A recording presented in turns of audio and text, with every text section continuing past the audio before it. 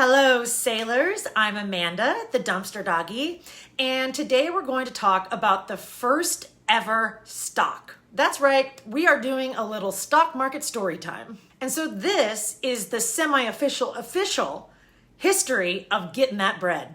And so first, what even is a stock? When you own a stock, you own a teeny tiny little sliver of that company. That's why it's also called equity ownership, because you now own equity in that company. If we're sticking with our carbohydrate-based metaphors, it's your piece of a company's pie. The idea is that as the whole company grows, as the whole pie grows, so does your slice of that pie. But here's the thing, owning company stock can be a whole experience. So we should probably talk about it. And I personally always learn best with a little bit of historical context. So let's do that, right? Like, why are things this way? What is the point of this? Picture this. We're in the Netherlands. It's the late 1500s, early 1600s.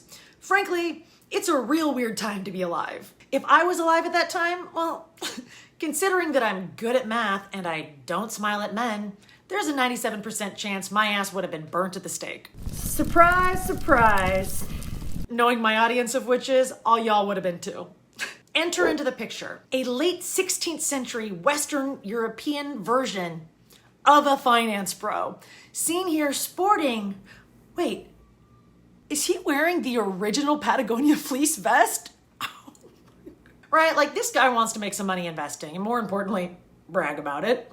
And lucky for him, a novel opportunity to invest has presented itself. Now, before we dive in, let me be very clear. I am not a historian. But my light internet grazing tells me that we actually have one singular product, to thank for the creation of the stock market and even modern day capitalism. Care to take a guess as to what that is? I'll give you a hint. This product also tastes divine when freshly ground over a Caesar salad. Another hint.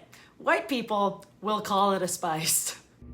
Too spicy. Sweetie, is this ethnic? Okay, Grandma, I'm talking about black pepper. And when it came to the spice trade, it wasn't just black pepper. Additionally, it was everything you need to tolerate a Christmas with your family. Cinnamon, nutmeg, opium, right? Like listening to Uncle Steve ramble on about his latest joust would be spiritually impossible without a heaping spoonful of Grandma's famous opium mashed potatoes. Thanks, Grandma. Love you, sweetie. Okay, so the colonialist nightmare that is the spice trade is in full swing. By the way, leaving a trail of oppression and exploitation in its wake. But at this time, it was common for each individual spice trade mission to cobble together investors. But an investment in any one expedition is so risky. Think of everything that could go wrong, right? Maybe the captain's an OG flat earther, boats get lost. Maybe the weather app was totally off that day.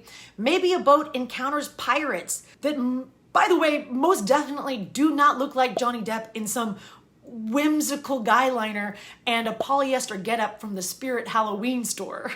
So eventually, merchants form groups. They form cartels. And then the government gets involved. And honestly, what is a government if not just a group of people who choose their most favoritist cartel and then award that cartel a monopoly and then call it free market capitalism? All of the major players are doing this. England, France, the Netherlands, ultimately creating what are the original multinational corporations. Yay. But out of all of the groups of chaotic white men sailing the open seas, one group really went the hardest. The motherfucking Dutch. The biggest, baddest cartel was the Dutch East India Company, and it was basically the original Amazon. Now, it's unclear whether they looked as much like cartoon supervillains as Jeff Bezos does, but wait a minute. Holy Jesus, tax the rich Christ. Look at these. Grandpa, is that you? So now that the Dutch East India Company is a monopoly and therefore a pretty permanent fixture of business, they no longer have to go through this annoying process of wooing investors for each individual expedition.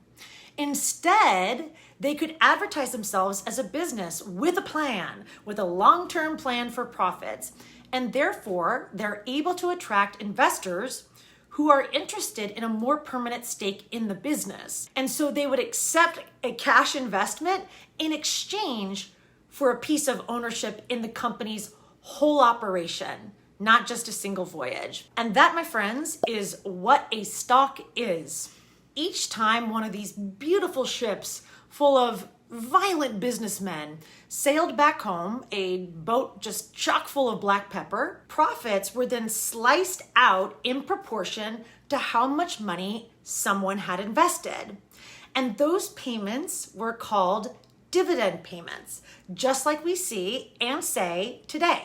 Further, and this might be down the line, you could sell your stock certificate to somebody that wants to buy it. And so if times are good, you might be able to sell it for more than you paid for it, which voila, you just locked in a profit on your investment. Depending on the company, the stock, and your timing, you really could make money on a stock in two ways. First, through dividends, and then second, through the selling of those shares at a gain. Also, so you know, the Dutch East India Company raised buttloads of cash in this way, which then allowed them to build out these massive fleets, right? Like you gotta have money to make money. This is why so many companies issue stocks and allow us to purchase those stocks, is because they're looking to get a massive infusion of cash so they can expand their business. And again, this is all very similar to owning a stock today. Despite everything that's changed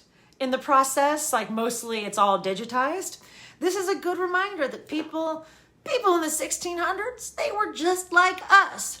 I mean, granted, they'd be really bad at driving and emails and telling the four Hollywood Chris's apart. Just like us, they are hoping to put their money to work. Like, right, can like money do a little bit of the work around here? Mama's tired of churning butter or whatever it is that people did back then. If you'd like to hear more financial folklore, then subscribe to my channel because I will be back with more of the history of getting that bread. Give me some like high eyes, like maybe some like Google eyes or like rainbow spinners just to indicate that I'm on opium. But I thought you knew this was gonna happen.